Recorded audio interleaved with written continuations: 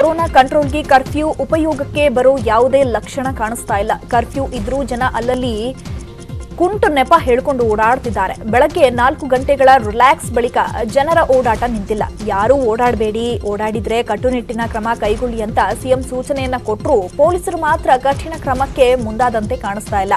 Duty, bank, ATM, hotel, ಊಟ ತಿಂಡಿ ಅದು ಇದು ಅಂತ ಅನಗತ್ಯ ಕಾರಣ ನೀಡಿ ರಸ್ತೆಗೆ ಇಳಿತಾ ಇದ್ದಾರೆ ಜನ. ಹೆಸರಿಗಷ್ಟೇ ಕೊರೋನಾ ಕರ್ಫ್ಯೂ ಅನ್ನುವಂತಾಗಿದೆ. ಬೆಂಗಳೂರಷ್ಟೇ ಅಲ್ಲ, ವಿವಿಧ ಜಿಲ್ಲೆಗಳಲ್ಲೂ ಇದೇ ಪರಿಸ್ಥಿತಿ ಇದೆ.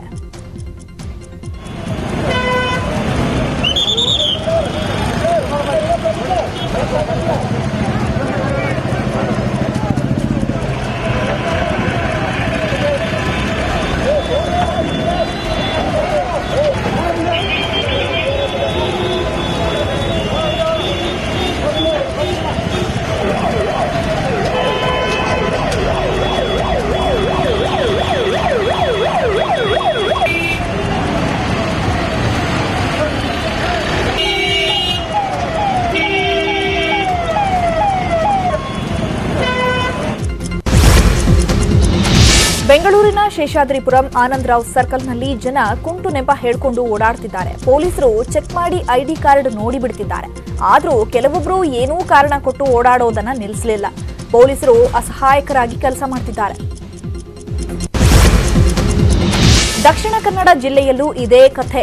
ಮಂಗಳೂರಲ್ಲಿ ಜನ ರೂಲ್ಸ್ ಫಾಲೋ ಮಾಡ್ತಾ ಇಲ್ಲ. ಬೆಳಗ್ಗೆ 10 ಗಂಟೆ ಬಳಿಕವೂ ಅದು ಇದು ಕಾರಣ ಹೇಳ್ಕೊಂಡು ಓಡಾಟ ಮಾಡ್ತಾ ಇದ್ದಾರೆ.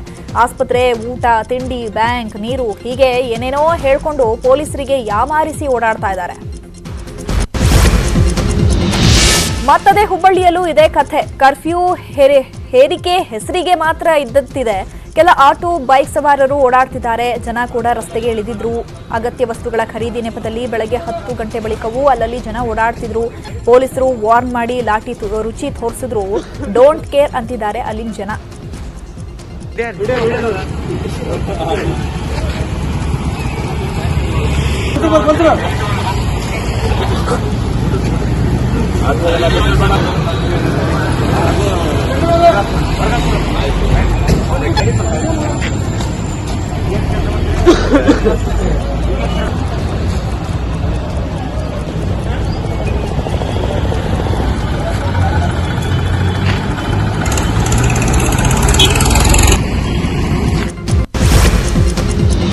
ಜನ ಸಾಯ್ತಾ ಇದ್ರೂ ಖಾಸಗಿ ಆಸ್ಪತ್ರೆಗಳ ಕಳ್ಳಾಟ ಮಾತ್ರ ನಿಂತಿಲ್ಲ. 50% ಬೆಡ್ಗಳನ್ನು ಆಸ್ಪತ್ರೆಗಳು ಕೊಡ್ತಿಲ್ಲ. ಹೀಗಾಗಿ ಬೆಂಗಳೂರಿನ ಕಸ್ತೂರಿ ನಗರದಲ್ಲಿರುವ ಜನಪ್ರಿಯ ಆಸ್ಪತ್ರೆಗೆ ನೋಟಿಸ್ ಕೊಡಲಾಗಿದೆ. ಬೆಡ್ ವಿಚಾರದಲ್ಲಿ ಆಸ್ಪತ್ರೆ ತಪ್ಪು ಮಾಹಿತಿ ನೀಡಿದ್ರಿಂದ ಆಸ್ಪತ್ರೆಗೆ ನೋಡಲ್ ಅಧಿಕಾರಿಗಳಾದ ಅಲೋಕ್ ಕುಮಾರ್, ಕ್ಯಾಪ್ಟನ್ ಮಣಿವಣ್ಣನ್ ದಿಢೀರ್ ಭೇಟಿಯನ್ನ ಕೊಟ್ಟಿದ್ರು. ಹೆಚ್ಚುವರಿ ಬೆಡ್ ಇದ್ರೂ ಸರ್ಕಾರಕ್ಕೆ ತಪ್ಪು ಮಾಹಿತಿಯನ್ನ ಕೊಡಲಾಗಿದ್ದು ಆಸ್ಪತ್ರೆ ವಿರುದ್ಧ ಕೇಸ್ ದಾಖಲಿಸಿ ನೋಟಿಸ್ ಜಾರಿ ಮಾಡಲಾಗಿದೆ. ರಾಮಮೂರ್ತಿ ನಗರ ಠಾಣೆಯಲ್ಲಿ ಈ ಕುರಿತು ಕೇಸ್ ದಾಖಲಾಗಿದೆ. ನಾವು ದಾಳಿ ಮಾಡಿದಾಗ ನಾವು ಅಲ್ಲಿ PP ಕಿಟ್ ಹಾಕೊಂಡು ನಾವು ಒಂದೆಡೆ ನಾವು ಹೋಗಿದ್ದೀವಿ. ಯಾಕಂದರೆ ಅವರು ಮಾತ್ರ 4 ಜನ ಗವರ್ಮೆಂಟ್ ಪೇಷೆಂಟ್ ಅಲ್ಲಿ ಅಡ್ಮಿಟ್ ಮಾಡಿದ್ದಾರೆ. ಮತ್ತು ಅವರು ಬೇರೆ ಕೂಡ ಲೆಕ್ಕ ಅವರು ಸರಿಯಾಗಿ ಕೊಟ್ಟಿಲ್ಲ. ಅವರು ಹೇಳಿದ್ರು ನಮಗೆ 36 ಜನ ಅಷ್ಟೇ ಅಲ್ಲಿ ರೋಗಿಗಳು, ಪೇಷೆಂಟ್ಗಳು ಇದ್ದಾರೆ. ಆದರೆ ನಾವು ಚೆಕ್ ಮಾಡಿದರೆ ಸ್ವಲ್ಪ ಅವರು ಮುಚ್ಚಿಟ್ಕೊಂಡು ಸ್ವಲ್ಪ 6 ಜನಕ್ಕೆ ಅವರು ಬೇರೆ ರೀತಿ ಅವರು ಅಲ್ಲಿ ಟ್ರೀಟ್ಮೆಂಟ್ ಅವರು ಕೊಡ್ತಾ ಇದ್ರು. ಸೊ ಅವರು ವೈಲೇಷನ್ ಮಾಡಿದ ಕಾರಣ ನಾವು ಒಂದು ದೂರು ರಾಮಮೂರ್ತಿ ನಗರ ಪೊಲೀಸ್ ಸ್ಟೇಷನ್ ನಾವು ಕೊಟ್ಟಿದ್ದೀವಿ. ಆ ದೂರ ಪ್ರಕಾರ ನಿನ್ನೆ 158 ಕಲಂ 5/21 ಒಂದು FIR ರಿಜಿಸ್ಟರ್ ಆಗಿದೆ. ಅದು NDMA ಆಕ್ಟ್ 51B ಮತ್ತು 58 ಮತ್ತು IPC ಸೆಕ್ಷನ್ 188 ಮತ್ತು 34 ಇದು ಈ ಸೆಕ್ಷನ್ ಕೆಳಗಡೆ ಅದು ಅವತ್ತು CO ಗಂಗಾಧರ್ ಮಲ್ಲಪ್ಪ ಮೇಲೆ ಇದು ಕೇಸ್ ರಿಜಿಸ್ಟರ್ ಆಗಿದೆ. ಈಗ ನಾವು ಅವರಿಗೆ ಕನಿಷ್ಠ ಪಕ್ಷ ಅವರು 50% ಇದಕ್ಕೆ ಗೌರ್ಮೆಂಟ್ ಬೆಡ್ ಅವರು ಕೊಡಬೇಕು. ಯಾಕಂದ್ರೆ ಅವರು 51 ಇದ್ರೆ ಅವರು 26 ಬೆಡ್ ಅವರು ಕೊಡಬೇಕಾಗತ್ತೆ. ಅದು 4 ಬೆಡ್ ಕೊಟ್ಟು ಮಾತ್ರ ಬೇರೆ ಎಲ್ಲ ಅವರು ಬೇರೆ ಬೇರೆ ಉದ್ದೇಶಕ್ಕಾಗಿ ಅವರು ಉಪಯೋಗ ಮಾಡ್ತಾ ಇದ್ರು. ಅದು ಒಂದು ತಪ್ಪಾಗುತ್ತೆ. ರಾಜ್ಯದಲ್ಲಿ ಕೊರೋನಾ ಲಸಿಕೆ ಖಾಲಿ. ಬಹುತೇಕ ಆಸ್ಪತ್ರೆಗಳಲ್ಲಿ ನೋ ಸ್ಟಾಕ್ ಬೋರ್ಡ್ ಹಾಕಿದ್ದಾರೆ. ನಾಳೆಯಿಂದಲೇ ಲಸಿಕೆ ಸಿಗೋದು ಅನುಮಾನವಾಗಿದೆ. ಮೇ 3ನೇ ವಾರದಲ್ಲಿ ಲಸಿಕೆ ಅಭಿಯಾನ ಆರಂಭ ಸಾಧ್ಯತೆ ಇದೆ. 45 ವರ್ಷ ಮೇಲ್ಪಟ್ಟವರಿಗೆ ಲಸಿಕೆ ಮುಂದುವರಿಯುತ್ತೆ. 2ನೇ ಡೋಸ್ ಕೊಡುವಷ್ಟು ಲಸಿಕೆ ಇದೆಯಂತೆ. ಕರ್ನಾಟಕ 1 ಕೋಟಿ ಡೋಸ್ ಖರೀದಿಸ್ತಾ ಇದೆ. 1 ಕೋಟಿ ಡೋಸ್ ಯಾವಾಗ ಬರುತ್ತೋ ಗೊತ್ತಿಲ್ಲ. ಇನ್ನು ಲಸಿಕೆ ಲಭ್ಯತೆ ಬಗ್ಗೆ ಪ್ರತಿಕ್ರಿಯಿಸಿದ ಆರೋಗ್ಯ ಸಚಿವ ಡಾಕ್ಟರ್ ಕೆ ಸುಧಾಕರ್, ಲಸಿಕೆ ಡೆಲಿವರಿ ಬಗ್ಗೆ ಇನ್ನೂ ಅಧಿಕೃತ ಮಾಹಿತಿ ಸಿಕ್ಕಿಲ್ಲ. ನಾಳೆ ಅಧಿಕೃತ ಮಾಹಿತಿ ನೀಡೋವರೆಗೂ ನೋಂದಣಿ ಮಾಡಿಸಿಕೊಂಡವರು ಆಸ್ಪತ್ರೆಗಳತ್ತ ಬರಬಾರದು ಅಂತ ಸುಧಾಕರ್ ಮನವಿಯನ್ನ ಮಾಡಿಕೊಂಡಿದ್ದಾರೆ.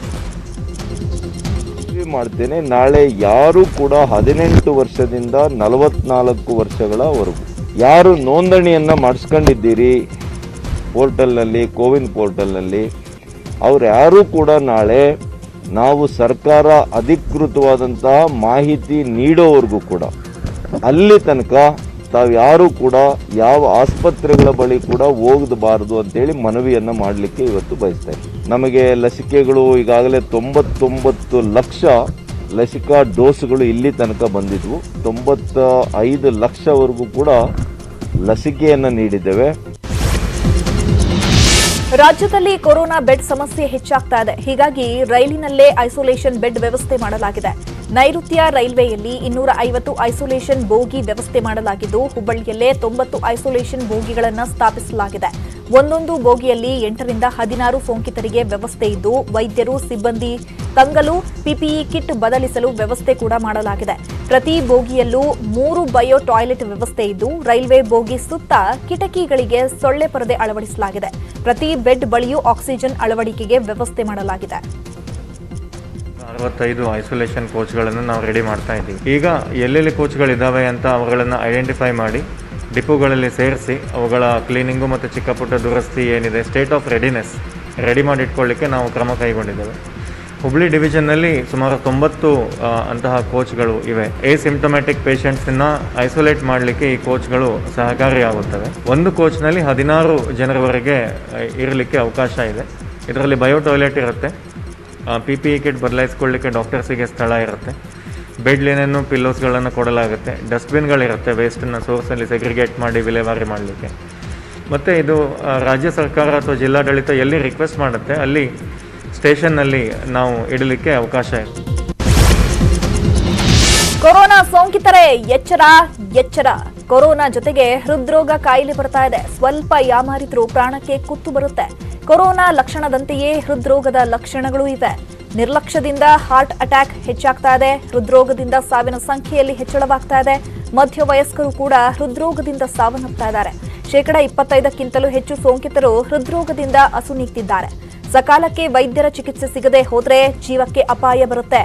ಉಬ್ಬಸ, ಎದೆನೋವು, ಕೆಮ್ಮು, ಆಯಾಸ, ಸುಸ್ತು, ತಲೆಸುತ್ತು, ಉಸಿರಾಟ ತೊಂದರೆ ಈ ರೀತಿ ಉಂಟಾಗುತ್ತೆ. ಕೋವಿಡ್ ಮುಖಾಂತರ ನೇರವಾಗಿ ಹೃದಯದ ಮೇಲೆ ಕಾಯಿಲೆ ಬರಬಹುದು, ಹೃದಯಾಘಾತಕ್ಕೆ ಒಳಗಾಗಬಹುದು. ಅದನ್ನು ಹಾರ್ಟ್ ಅಟ್ಯಾಕ್ ಅಂತೀವಿ. ಹಾರ್ಟ್ ಅಟ್ಯಾಕ್ ಹೆಚ್ಚಾಗ್ತಾ ಇದ್ದಾವೆ. ಅನೇಕ ಜನ ಲೋ BP ಆಗಿ ಸಡನ್ ಆಗಿ ಸಾಯುವಂಥ ಸಂದರ್ಭ ಬರ್ತಾ ಇದೆ. ಈ ಕೋವಿಡ್ನಲ್ಲೂ ಕೂಡ ಉತ್ಸಾಹ ಬರುವುದು, ಕೆಮ್ಮು ಬರುವುದು, ಆಯಾಸ ಬರುವುದು, ಹಾಗೆ ಕೂಡ ಹಾರ್ಟ್ ಅಟ್ಯಾಕ್ ಆದವರಿಗೆ ಅಥವಾ ಹಾರ್ಟ್ಗೆ ಸಂಬಂಧಪಟ್ಟಂತ ಕಾಯಿಲೆ ಅಥವಾ ತಲೆ ಚಕ್ರ ಬಂದು ಬೀಳ್ಬೋದು. ಕೊರೋನಾ ಸಂಕಷ್ಟದಲ್ಲಿ ಖಾಸಗಿ ಆಸ್ಪತ್ರೆಗಳು ಲೂಟಿಗಿಳಿದಿವೆ. ಆದರೆ ತುಮಕೂರು ಜಿಲ್ಲೆ ತಿಪಟೂರಿನಲ್ಲಿನ ಕುಮಾರ್ ಖಾಸಗಿ ಆಸ್ಪತ್ರೆ ಮಾತ್ರ ಎಲ್ಲರ ಪಾಲಿನ ಸಂಜೀವಿನಿಯಾಗಿ ಮಾದರಿಯಾಗಿದೆ. ಯಾಕಂದ್ರೆ ಈ ಆಸ್ಪತ್ರೆಯಲ್ಲಿ ಕೋವಿಡ್ ರೋಗಿಗಳಿಗೆ ಉಚಿತ ಚಿಕಿತ್ಸೆ ಕೊಡಲಾಗ್ತಾ ಇದೆ.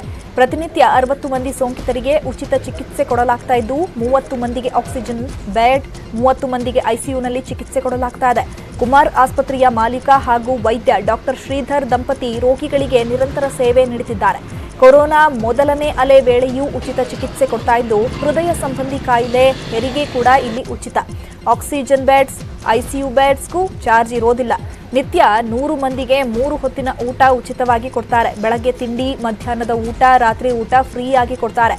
ಆಸ್ಪತ್ರೆ ಅಟೆಂಡರ್ಸ್ಗಳಿಗೂ ಆಸ್ಪತ್ರೆಯಲ್ಲೇ ಉಚಿತ ಊಟ. ಎಮರ್ಜೆನ್ಸಿಗೆ ಅಂತಾನೆ 4 ಆಂಬ್ಯುಲೆನ್ಸ್ ಕೂಡ ಸದಾ ಸಿದ್ಧವಿರುತ್ತೆ.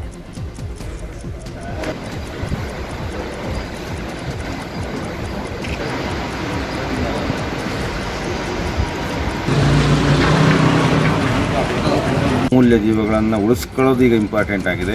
ಈಗ ನಾವು ದುಡ್ಡು ಕಳ್ಳಲಿಕ್ಕೆ ಬೇಕಾದಷ್ಟು ಮಾರ್ಗ ಇದೆ, ಬೇಕಾದಷ್ಟು ಸಮಯ ಇದೆ. ಈ ಟೈಮಲ್ಲಿ ದುಡ್ಡು ಮುಖ್ಯ ಆಗಲ್ಲ. ಈ ಟೈಮಲ್ಲಿ ಮನುಷ್ಯರು ಮುಖ್ಯ ಆಗ್ತಾರೆ, ಪ್ರಾಣಗಳು ಮುಖ್ಯ ಆಗ್ತವೆ. ಈ ವೈರಸ್ಗಳು ಇನ್ಕ್ಯುಬೇಷನ್ ಪೀರಿಯಡ್ ಅಂತ ಇರ್ತವೆ. ಮೊದಲನೇ ವಾರ ಖಂಡಿತವಾಗಿ ಯಾರಿಗೂ ಏನು ಎಫೆಕ್ಟ್ ಆಗಲ್ಲ. 2ನೇ ವಾರ 3ನೇ ವಾರ ತುಂಬಾ ಕ್ರಿಟಿಕಲ್. 2ನೇ ವಾರ ತುಂಬ ಕ್ರಿಟಿಕಲ್ ಆಗುತ್ತೆ. 9 ದಿವಸ ಆದಮೇಲೆ ತುಂಬ ಕ್ರಿಟಿಕಲ್ ಆಗ್ತವೆ. ಅಮೂಲ್ಯ ಜೀವಗಳು. ಕೊಡಗಿನಲ್ಲಿ 21 ಕುಟುಂಬಗಳಿಗೆ ಮನೆ ಖಾಲಿ ಮಾಡುವಂತೆ ಪಿಡಿಒ ಅಧಿಕಾರಿಗಳು ನೋಟಿಸ್ ಕೊಟ್ಟಿದ್ದಾರೆ. ವಿರಾಜಪೇಟೆ ತಾಲೂಕಿನ ಬಾಳಗೋಡು ಗ್ರಾಮ 21 ಕುಟುಂಬಗಳಿಗೆ ಸಂಕಷ್ಟ ಎದುರಾಗಿದೆ. ಕೊರೋನಾ ಕರ್ಫ್ಯೂ ನಡುವೆಯೂ ಕೊಡಗಿನ ಆರ್ಜಿ ಗ್ರಾಮ ಪಂಚಾಯಿತಿ ಪಿಡಿಒ ಅಧಿಕಾರಿಗಳು ಬಡ ಕುಟುಂಬಗಳಿಗೆ ಶಾಕ್ ಕೊಟ್ಟಿದ್ದಾರೆ. ಬಾಳಗೋಡು ಗ್ರಾಮದ ಸರ್ಕಾರಿ ಜಾಗದಲ್ಲಿ ಶೆಡ್ ಹಾಕೊಂಡು ವಾಸ ಮಾಡ್ತಾ ಇದ್ರು. ಆದ್ರೆ 7 ದಿನಗಳ ಒಳಗಾಗಿ ಜಾಗ ಖಾಲಿ ಮಾಡುವಂತೆ ಇದ್ದಕ್ಕಿದ್ದಂತೆ ಪಿಡಿಒ ಅಧಿಕಾರಿಗಳು ನೋಟಿಸ್ ಕೊಟ್ಟಿದ್ದಾರೆ. ಈಗ ನಾವು ಎಲ್ಲಿಗೆ ಹೋಗೋದು, ಅಧಿಕಾರಿಗಳೇ ನಮಗೆ ವಿಷ ಕೊಟ್ಟು ಸಾಯಿಸ್ಬಿಡಿ ಅಂತ ಜನರು ಆಕ್ರೋಶವನ್ನ ವ್ಯಕ್ತಪಡಿಸಿದ್ದಾರೆ.